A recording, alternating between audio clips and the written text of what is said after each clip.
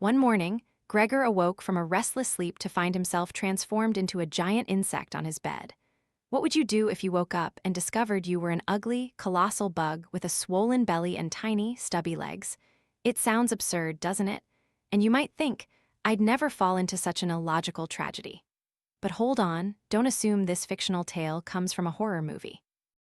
It's from the masterpiece titled The Metamorphosis by Austrian writer Franz Kafka, a classic that has profoundly influenced the 20th century and is taught and studied in many Western universities. When I first read this book in middle school, I only felt, why are humans so cruel and terrifying? But once I stepped into society, gaining more insights and experiences about life, and reread the book, I realized the author was telling a bizarre story in an even, monotonous tone. Yet, after shedding the fictional cloak of this tale, the truth behind it is deeply heartbreaking. The insect hidden in the darkness, as depicted in the work, is a microcosm of many adults.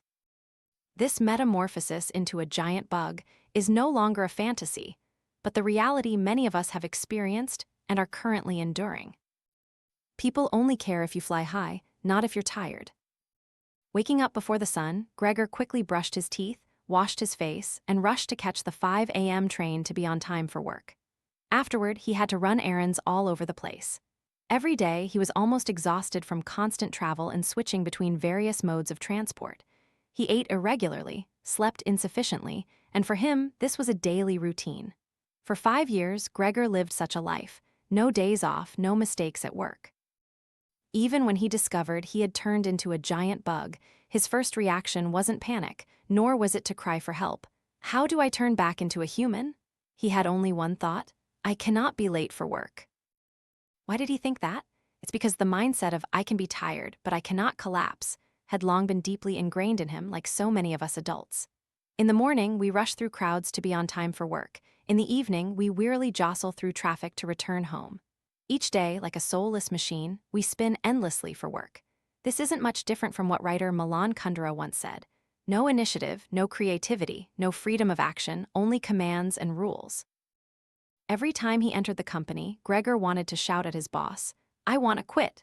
But after hundreds of times imagining this scene, reality stared him in the face, forcing him to hold back his emotions. He had to endure to repay his parents' debt, a debt that would likely take another 5 or 6 years.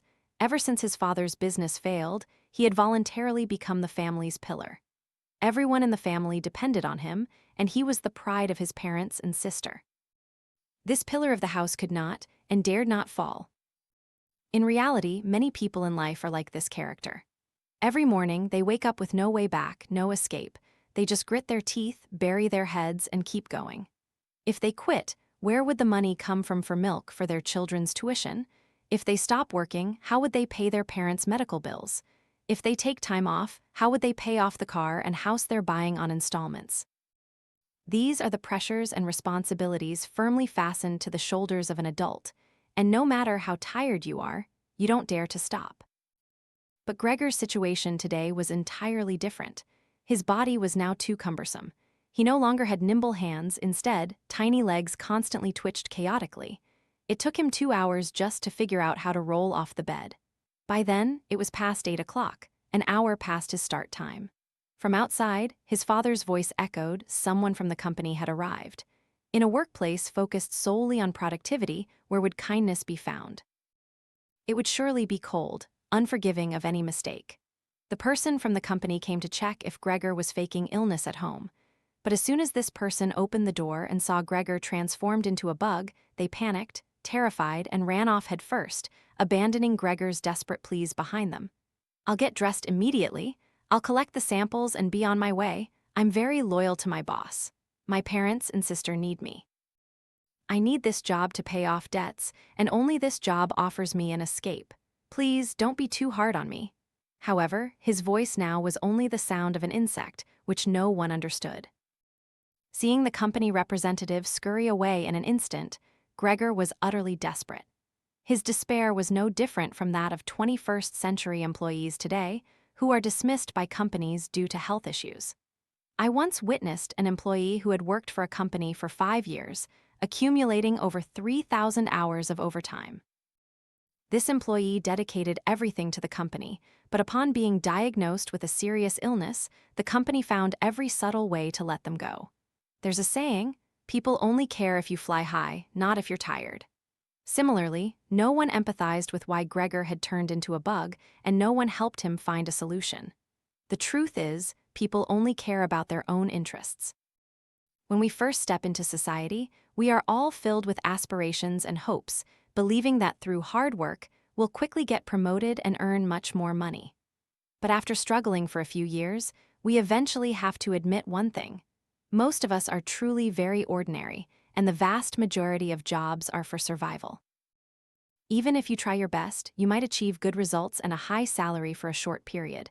But once you get older and your body and health decline, this relentless wheel will soon cast you out, with no place to turn back. The company can still operate without you, but if you lose yourself, if you lose your health, you can never get it back. It's a saying I've shared before. All jobs in the world, aimed at earning a living, are not worth sacrificing your life for. Therefore, the first thing you must do is love your health and love yourself. Don't live to please others. Gregor's transformation into a giant bug not only terrified the company representative, but also frightened every member of his family. His father couldn't hide his disgust. He stomped his feet, raised his cane and a newspaper, and shooed Gregor back into his room. His mother shrieked in fear, continuously crying out, "Oh, God, save me!" and his sister wailed in despair. Gregor could only crawl back into his room, forlorn. He understood everyone's fear when facing something so abnormal, but behind that, there was a deeper fear than his transformation into a bug. Gregor, once the family's pillar, had now become a burden to his loved ones. He lost his job and had no way to support his family anymore. The family's current savings could only last for 2 years. When this pillar of the house fell, the family members were forced to fend for themselves, to find their own livelihoods. His father applied for a janitor's position at a bank, his mother started sewing underwear for others, and his sister had to abandon her musical dreams to work as a sales clerk. The family members all became busier, and now Gregor truly became a burden bug. Life truly has ungrateful children, but there are also parents who don't have true love for their children. Those who are used to shielding their family and loved ones from the rain will forget that rain can also fall heavily and drench their own heads. I once saw a Singaporean commercial called A Father's Promise. The protagonist was an office worker who always left early and came home late, constantly receiving calls from family. He never failed to send living expenses to his parents, but his father always calculated and was unhappy when he received less than the previous month. When his mother suddenly fell ill, he rushed to the hospital, running everywhere, begging for help, but still couldn't arrange a good room for his mother. His wife wanted to travel. He silently flipped through brochures for a long time, eventually only able to say, "It's too expensive. Should we go somewhere closer?" The refrigerator at home needed repairs, his mother's mobile phone needed replacing, his wife's due date was approaching, and preparations had to be made for a new family member's arrival.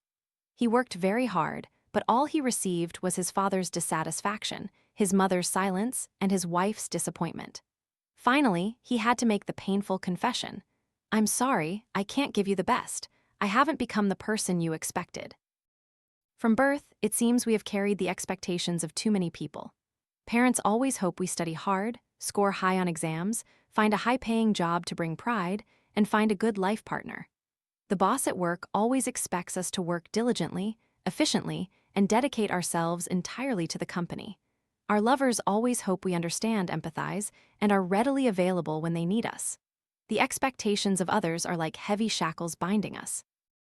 And if we live only to satisfy those expectations, we will soon lose our way and lose our true selves. In the novel, Everything and Never, perhaps a rephrasing, but the meaning is clear. The purpose of our entire lives is to escape the expectations of others and find our true selves. Frankly, it will be very difficult for us to completely escape the expectations of others, but we cannot always live within those expectations. You need to confront them. Expectations are merely beautiful blessings given to us by others, but they should not be seen as a goal in your life. The only thing we have to do is work hard to realize what you truly desire. You might ask yourself, do you care what others think of you? Do you assume the role others expect of you just to satisfy your own pride, to find your sense of existence in them? If the answer is yes, then please ask yourself one more question. Why let others define your worth through their expectations? Each person has only one life. If you strive your entire life just to earn admiration and respect from others, you will lose much of the meaning that rightfully belongs to you. There's a saying, manipulating others is a sin, and being manipulated is a misfortune. Don't expect things from others, and don't live within anyone's expectations. Don't lose your direction to serve someone else's affirmation of you. The direction of the heart is to be brave enough to be disliked, brave enough to live for yourself, to love yourself. This is where we should be heading. Don't overestimate your position in any relationship. When Gregor, once the umbrella shielding his family from sun and rain, became a bug in their eyes, he was like a ticking time bomb in the house. The relationship between him and his family members gradually changed. Initially, for about a month, the family patiently cared for him, but when the situation didn't improve, they began to do it perfunctorily. Each day, he was only brought leftovers, accompanied by an increasingly worsening attitude. Although no one knew or understood Gregor's pain, he didn't blame his family. He still yearned to return to normal and be the pillar for all his loved ones. And then, when he tried to protect his family one more time, it was also the moment he lost everything.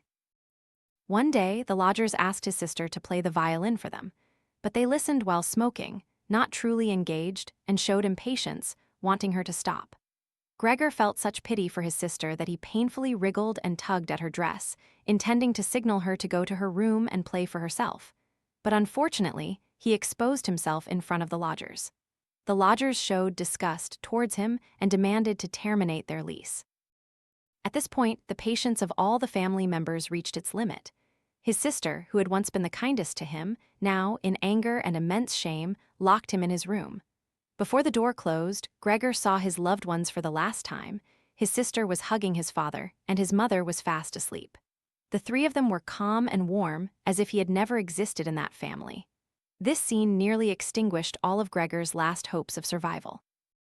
A writer once said, "Only when you are at your lowest and most ordinary place do you have the best chance to see the truth of human nature clearly." Gregor treated his family with utmost sincerity, believing that sacrificing for loved ones required no reciprocation. But he forgot one thing: human nature is selfish, and even the deepest relationships can change. The next day, when the maid came to clean the room, she found a dead beetle on the floor. Gregor had died in loneliness. The tragic end of this poor man tells us not to overestimate any relationship, especially those established and maintained by money, or relationships built on endless one-sided giving. There's a psychological phenomenon called the overjustification effect. People often say that moderate rewards can motivate a person, but too much reward can make them lose interest. This effect also applies to emotions.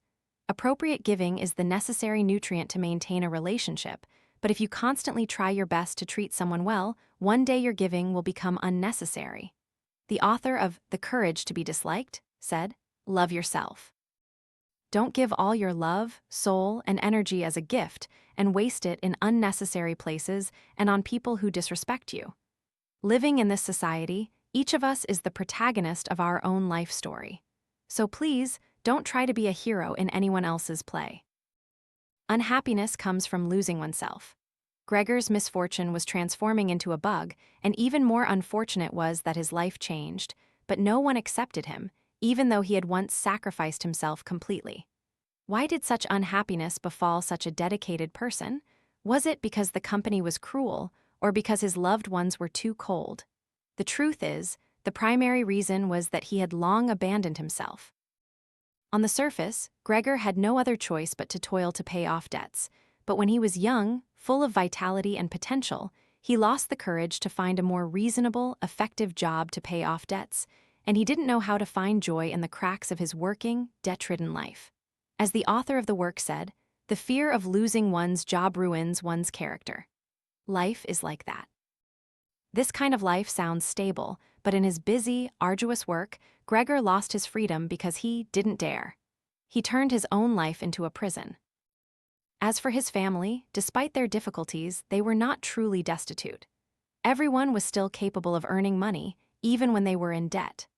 Yet, Gregor placed himself in the highest position, becoming the pillar for everyone, paying off family debts, buying a beautiful house for his parents, realizing his sister's musical dreams, and so on.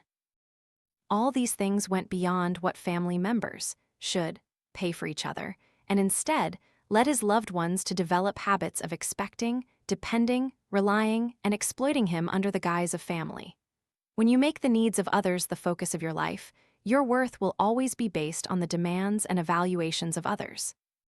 And the most dangerous thing is that losing oneself will make people forget that they must reflect and examine themselves daily, until one day they themselves will give up fighting against what is wrong and distorted and become slaves in the lives of others. For Gregor, the acceptance of his loved ones would have been the only reason for him to overcome his nature as a bug and continue living this life. But on the night his family abandoned him, Gregor, a person who lived for others, also lost the meaning of his existence. And the story is truly ironic. The family ultimately breathed a sigh of relief after Gregor's death. What's even more frightening is that the story doesn't end sadly.